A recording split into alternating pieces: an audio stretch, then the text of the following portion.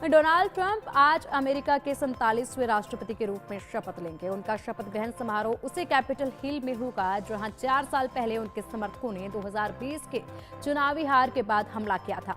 Trump का अमेरिकी राष्ट्रपति के रूप में वापसी करना भी अमेरिकी इतिहास में दुर्लभ है। अमेरिका के इतिहास में वह केवल दूसरे ऐसे राष्ट्रपति हैं जिन्होंने सत्ता में आने के बाद फिर से चुनाव हारा और फिर से जीत दर्ज की।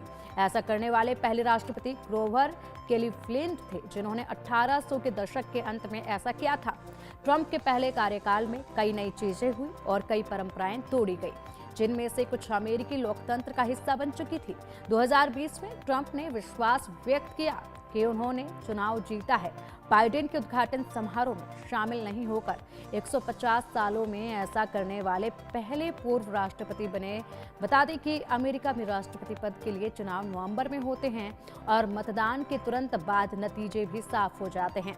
औपचारिक रूप से वर्तमान राष्ट्रपति नवनिर्वाचित राष्ट्रपति को व्हाइट हाउस में आमंत्रित करते हैं ताकि चुनाव जीतने पर बधाई दी जा सके और सत्ता के सुचारू और प्रभावी हस्तांतरण पर चर्चा की जा सके।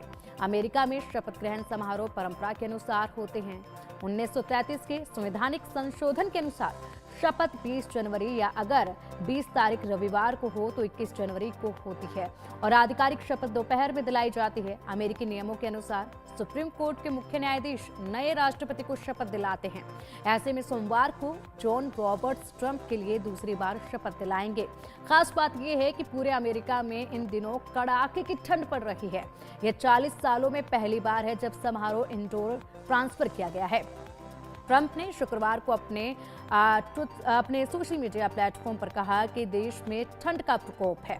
वो नहीं चाहते कि लोग किसी भी तरह से चोटिल हों, इसलिए उन्होंने उद्घाटन भाषण, प्रार्थनाओं और अन्य भाषणों को यूएस कैपिटल में देने का आदेश दिया है।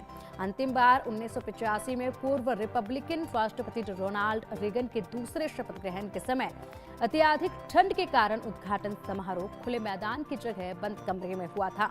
तब दोपहर का तापमान भी -23 से -29 डिग्री सेल्सियस तक गिर गया था। बता दें कि निर्वाचित उपराष्ट्रपति जेडी वेंस पहले शपथ लेंगे, उसके बाद ट्रंप शपथ लेंगे। इसके बाद फिर वे अपने उद्घाटन भाषण देंगे, जिसमें अगले 4 सालों के लिए अपनी योजनाओं का खुलासा करेंगे। बाद में राष्ट्रपति के कमरे में ट्रंप अपने सहायकों और कांग्रेस के सदस्यों से मिलेंगे और नामांकन, घोषणाएं या फिर कार्यकारी आदेशों पर हस्ताक्षर करेंगे। चलिए अब आपको ग्राफिक्स के जरिए बताते हैं कि समारोह में कौन कौन रहेंगे। बताते हैं कि